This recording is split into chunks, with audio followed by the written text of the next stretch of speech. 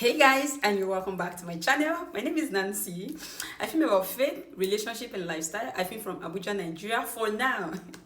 I film from Abuja, Nigeria, and if you're new here, hey, hi, what have you been waiting for? Anyways, you're welcome back to the family. And if you're a returning subscriber, thank you so much for always sticking around. Thank you so much for always coming back to watch my videos. Thank you. I do not take it for granted. All right. Thank you so much. I appreciate you. All right, I've taken a long break from this channel, like in the last couple of weeks, about 4 or 5 weeks back. Now I don't think I've uploaded any video here. Apologies, because guys, I've been so occupied with so many activities. Yes, nobody is actually too busy, but it's a matter of priority. I'm not saying this is not a priority, it is, but just that I've been caught up with so many activities. Plus I traveled to see my family that I've not seen in a very long while, and a whole lot of things. All right, I'm so excited about that, right? And on today's topic, I'll be talking about something very simple. Most of the points are self-explanatory. I wouldn't want to be wasting much of our time, right? So if you've not subscribed, if you're watching me and you have not subscribed, please endeavor to subscribe, and of course watch this video till the end. Drop your comments, drop your suggestions, your opinions. If you think I've said anything that is out of place, please do not fail to educate my ignorance. All right, I'm open to corrections. All right, so on today's topic, I'm talking about something very simple that we're all used to. We're used to them. A lot of persons around us were used to it in some of our families. All right, from the topic you can see reasons why some persons are broke or some persons are poor. I'm trying to avoid the word poor, but of course that's what it is. Reasons why people are poor or some persons are poor. Like I said earlier, some of the points are self-explanatory. Without further ado, guys, like, I don't intend to waste any of your time. I don't intend to take much of your time. I want to try as much as possible to make it less than 15 minutes, okay? So without further ado, guys, we're jumping right into the video. My number one point why people are poor is not living within your means. Like, most persons don't always live within their means. You see, some persons want to live above their means. They want to borrow to meet up with so many environmental pressure, peer pressures, and all of that. Some persons don't live within their means at all. Like, there's something I want to bring to our notice. If you know you're watching me, or you're my friend, you're my family, anyhow we got to know ourselves, and you have this loan app on your phone, please delete my number, because I don't know why I will be staying on my own and I'll be receiving so many messages from all those loan app people. So person is owing us and has refused to pay. I wonder what you, as a young person, especially the youths, I'm wondering what you are doing with loan app. The money you're supposed to use to take care of yourself and, you know, do other things, you're using it to pay loan, you're using it to pay those loan app. I don't know. Reasons best known to you, actually. But you don't need those loan app as a young person on your phone. You don't need them. You don't need those loan app. Live within your means. If you don't have the money to, you know, get a particular thing now, it means you don't need it right now. You don't have to kill yourself about it. You don't have to go extra miles trying to prove a point to who? To who exactly? All right? Let's learn to live within our means. You might not live below your means, but live within your means, not above your means, because you want to, you know, prove a point. Number two, I don't know, like I said, most of the points are self-explanatory, and yes, putting today's happiness before future's financial need. Like, you want to be happy today, let's eat it as it comes. Some persons will say opportunities come but once. Opportunities come all the time. It's just for you to recognize those opportunities. You don't get your money today and squander it, and then you want to satisfy yourself today. You want to satisfy your today's urge, your today's cravings, your today's, I don't know, name it whatever you want to call it. But you know, a lot of persons put future's financial need as stake just to satisfy today's need. All right, I think that's self-explanatory. Not making savings a priority. Like, why on earth wouldn't you make savings a priority. Some persons just make savings an option. You spend what is left after you have, finished enjoying yourself. Allow me to enjoy myself. You save whatever is left after you have finished enjoying yourself. Meanwhile, you're supposed to save and spend what is left. Have that savings consciousness. I know, yes, savings does not lead to financial freedom. Savings cannot get you financially free, but it goes a long way as to helping you in the future. Let's say, for example, you actually want to start up a business that will take you to financial freedom. If you don't have any money saved somewhere, I don't think you have any money to start up any business you want to do. Like, no matter how small the business is, you need to save to start up whatever business it is you want to start. But savings alone is not a means of financial freedom. Cannot get you financially free. Get that correct. But savings has a large role to play in taking you to financial freedom. Yes. Another thing again is not having plans for your money. Not having plans for your money. Like, for every money that comes to your hand, I think people should understand this, that it's not every money that comes to your hand that is meant for you to consume. People just have this consumption mentality. Any money that comes to your hand, you want to spend, you want to buy anything, you want to have plans for your money. If this thing is not in your plan, then cut it off. Have plans for your money so that you know what to allocate your money to. If you have, for example, I want to use myself as an example. If I have too much cash at hand, that's why most times I don't like having cash at hand. If I have too much cash at hand, I don't know if that happens to any other person. I want to buy, I just want to buy. Like, I see anything I like, I want to get it. But if I don't have the cash at hand, it's in my account, I would not want to buy anything. Like, I just want to use the one in my hand to do the needful. But if I have it at hand, just like if I have enough credit on my phone, I'm looking for who to call. I want to call the whole world. So if you don't have plans for your money, if you don't have a concrete plans for your money, you end up spending your money on irrelevant things that are not needed. And at the end of the day, you now start asking yourself, what did I actually spend my money on? Like, you will not even be able to, you can't even account for how you spent your money or what you did with your money. The next point, I don't know if that's number 4 or number 5, spending too much on frivolities. There are some things you don't need, but because you want to show to people, you just want to go and buy it. Like, you want to buy everything, spending on frivolities. I think this relates to the last point I made before this. You want to buy anything, you want to spend money on the things that you don't even need, spending on frivolities.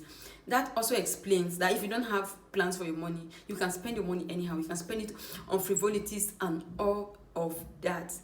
Next point is separating your needs from your wants. It's not everything you need. You might be craving those things, you might be wanting it.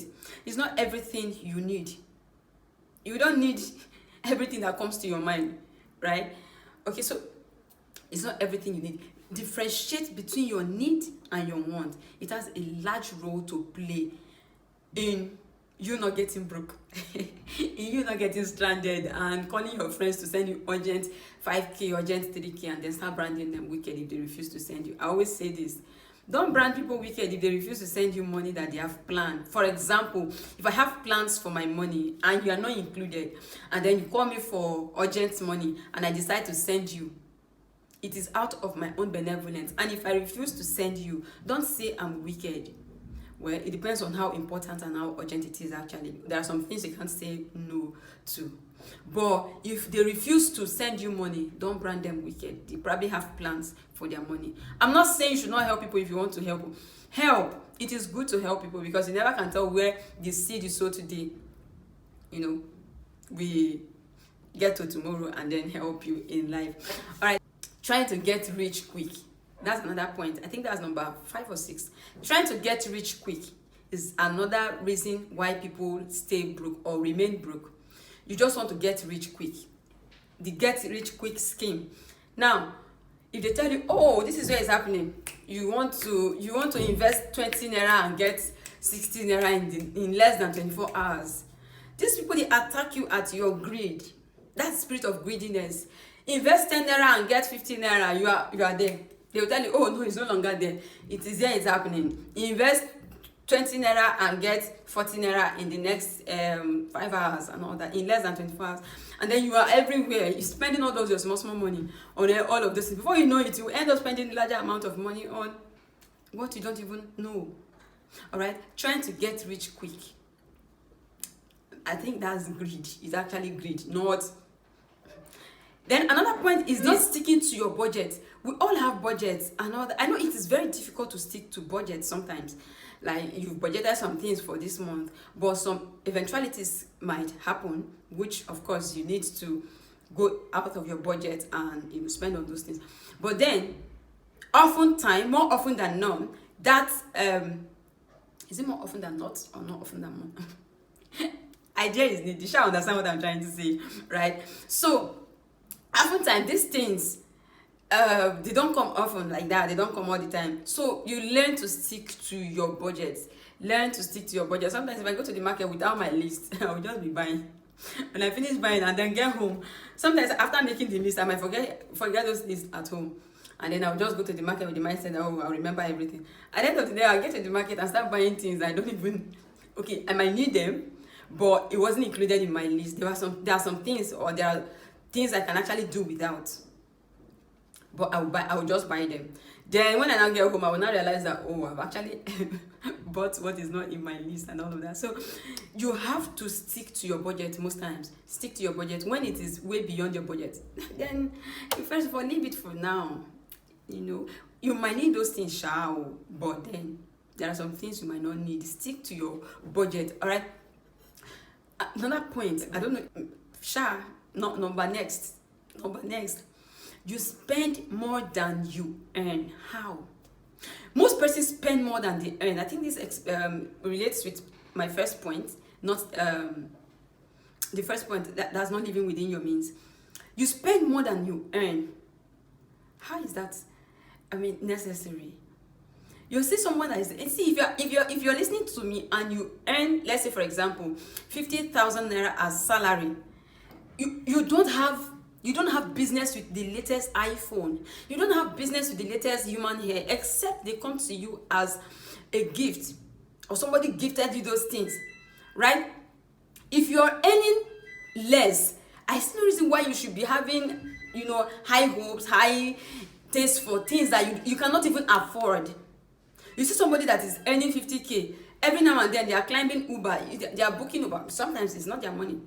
That's another thing. That's one thing again that people should learn. You compete with people who are not competing with you. You see somebody using iPhone latest, iPhone 14, I don't know if iPhone 14 is out, but you see somebody using an expensive phone. You might not know if this phone was gifted or this person got this thing as a gift or something, but because you want to compete with the person that is not competing with you, you now carry all your own savings. You will save money for months, for 5 months, to go and buy iPhone that is not your mate. If it comes to you as a gift, fine. But if not, you don't have any business with the latest iPhone if your salary is small, right? But then people just want to live above their means. They want to spend more than they earn. You see people borrowing to. Please learn to live within your means, all right? Next point is believing that most rich people or all rich people just get lucky, or most rich people are bad. I know some persons have this mentality that some rich people or all rich people are bad people, or they are lucky. It's because he has a rich uncle. It's because she has a rich this, a rich dad, a rich that. Hello, that is none of your business. You to strive to be better than who you are. You were born poor. You were born poor. Yes, I understand. It was not your fault. But if you die poor, it's a popular saying. You were born poor. It's not your fault. But if you die poor, it is solely your fault. Why am I speaking for this night? It's not fault. Your fault. Pardon me, please. All right. So if you die poor, it is your fault. You were born poor. It's not your fault. So why are you not making it look like all rich people are bad people, or all rich people are wicked people because they are rich, or they just got lucky? They are lucky now. It's because you to get rich so that you will leave inheritance for your children. A good man leaves inheritance for his children's children. The Bible says so. So you to work hard, get rich so that your own children can be lucky. You leave inheritance for them. When they grow up, they will inherit it, and then people too will envy them for, you know, being lucky and all of that. Number next, I don't know the number I am now, if it's number 9 or number 8, but whichever it is. The next number is obsolete mental programming. There are some things we tell ourselves, you know, to make ourselves feel good. We are used to all of these things. This mental programming has gone way obsolete. Like, it has gone outdated. Things like I wasn't born with a silver spoon. Yes, we know you're not born with a silver spoon, but you can acquire a silver spoon. Slow and steady wins the race. Slow and steady wins the race. I don't know how Usain Bolt actually won his race. Slow and steady wins the race. I don't know how true that is, but if slow and steady wins the race, I don't know what happens to speed and accuracy. I don't think it's slow and steady anymore. All fingers are not equal. We know, but you shouldn't be the shortest finger. A patient dog eats the fattest bone. Fallacy of demagogue. It is fallacy. A patient dog does not eat the fattest. Okay, fine. If a patient dog eats the fattest bone, who then eats the fattest meat? You know, there's a meat and there's a bone. So the smart dog actually ate the fattest meat and left the bone for the patient dog that is patient. Why not go and get it? You know, you don't have to wait and then wait for. You can do way better. Get those things off your head and off your memory. Don't get stuck to your head. You allow those people to, you know, start telling you things that does not exist. For the young ladies, number next, wrong advice. Wrong advice for the young ladies. You see people telling young ladies that, oh, you have to slow down in this your hustling. You have to slow down in this your trying to make money. You know, when you are too rich, when men see that you are too rich, they will run away. Let them run. That is my own opinion in life. Let them run if they want to run. For me, if my success, if a man is being threatened by my success, I feel the man is not even qualified to be the man in my life in the first place. So if someone is telling me that you don't have to work hard, you don't have to be rich, you don't have to want to get all the money in the world, because if a man meets you and you are very comfortable and you are very financially independent, they will run away. Keep running. The right person will come and stay. So do not allow that thing to get into your head because somebody somewhere said, if I'm rich as a young lady, men will now run away from me. Because of that, you want to now limit yourself. Hello, that is fallacy. That is a big lie. Lie from the pit of hell. Do not allow anybody to give you that theory that does not exist. Next thing is these indecisions. But next, no, indecisions. You want everybody to validate every step you want to take. If they don't validate it, you are not taking that step. You want to go and start up a business, you are consulting all the oracles you know. You consult this. I'm not saying I'm not saying it is wrong to actually make findings or do findings on a particular business or a particular trade you want to go into. But you seeking opinion, approval, validation from every Tom, Dick, and Harry is where I have a problem. Analysis paralysis. You first of all sit down, analyze for 1 year. You have not taken any step. Analysis paralysis. Everybody must validate your steps. Everybody must validate your decisions before you take that step. Everybody must give you a go ahead. You want to ask your this, ask your that. You even ask people that have done the same business you want to go into and have failed. Most times that's what most people do. They will look for people that have done that same business and have failed. They will go and ask those people for advice. What kind of advice they think they will give to you? They will give you the advice that will crumble you. Somebody decided to go to my village and do Uber business, and then the person did not make it. Then another person in Abuja is now consulting that person that went to my village to do Uber business. And then what advice do you think that person would give to him? Don't do it at all. Uber business is bad. Meanwhile, they are in 2 different locations. They are in 2 different environments.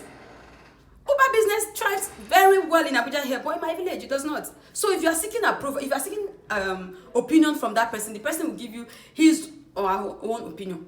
All right. So you expecting everybody to validate your point or validate the steps you want to take before you take that step is a no. All right. Another thing is this. I don't know what point that is actually. Fear of the unknown. What if I wanted to do this business, but what if I now do it and I fail? Have you tried it? Have you tried it?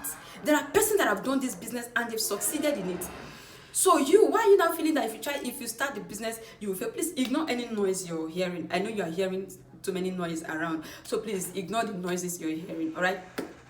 Fear of the unknown. You are scared of this. What if I fail? What if I don't succeed? What if I now burn the shop? If I open the shop, what if Amroba now steal the money? What if this one now happen? What if you succeed? Have you thought of that? What if you succeed? Because a lot of persons are doing this same business. I don't think there is any business you want to do on earth that people have not started doing, or it has not entered inside the mind of people to start doing. People have probably started doing it. Maybe you want to do it in a different way.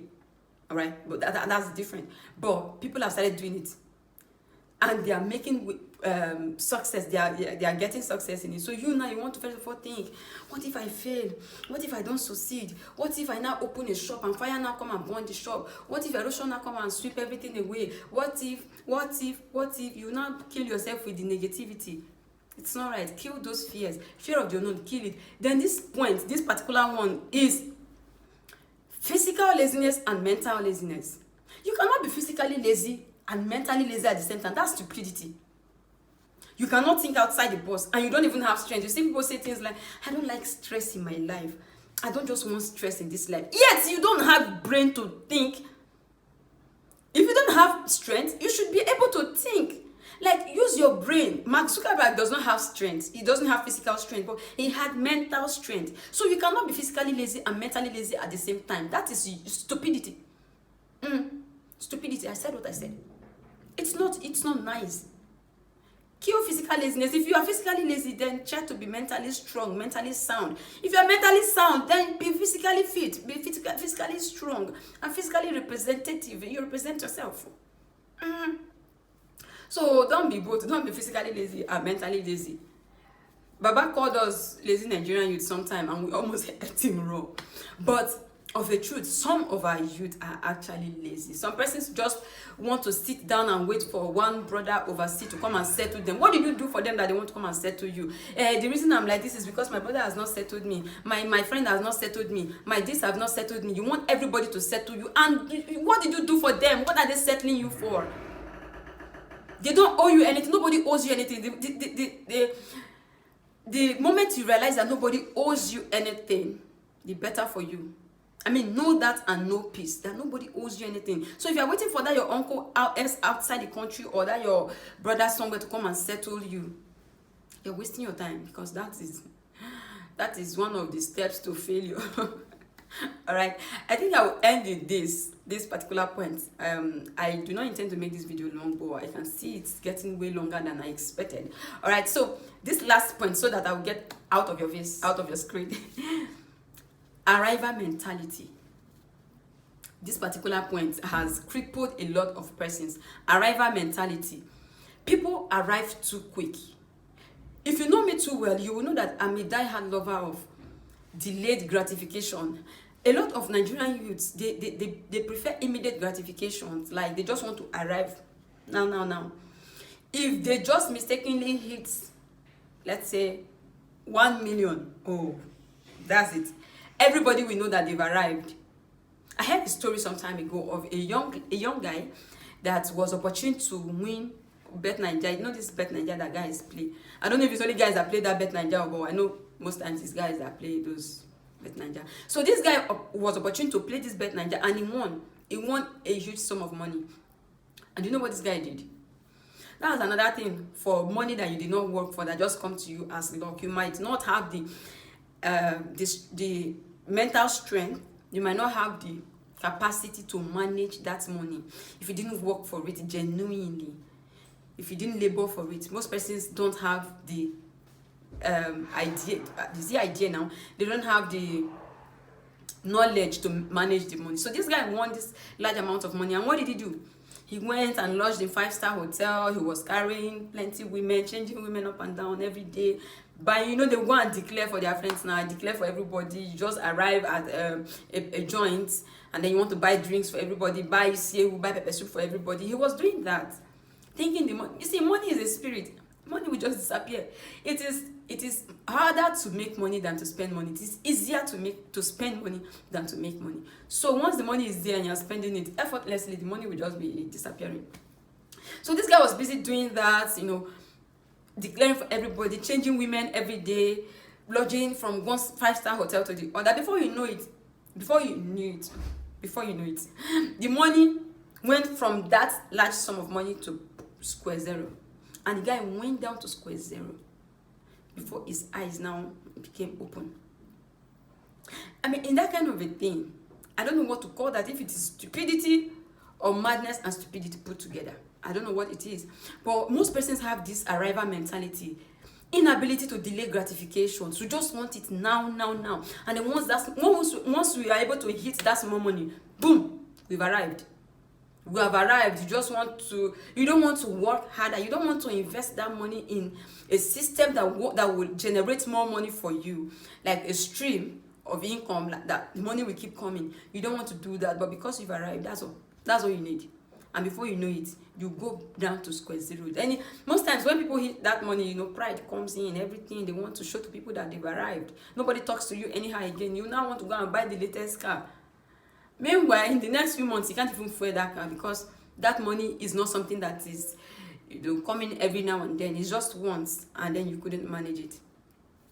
Right, so let's learn to cut down all of these things that will make us stay broke or remain broke, so that you don't brand some friends bad people when they stop sending you urgent money.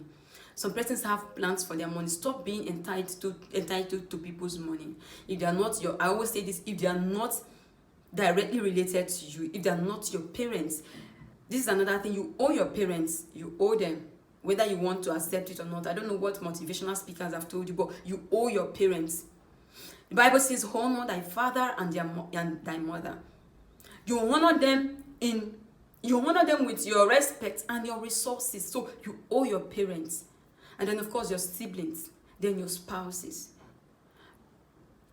If not these few persons that I've mentioned, every other person is an option. You choose whether to help or not. Your children, your parents, your siblings, and then your spouses. Your spouse. Every other person is an option. All right?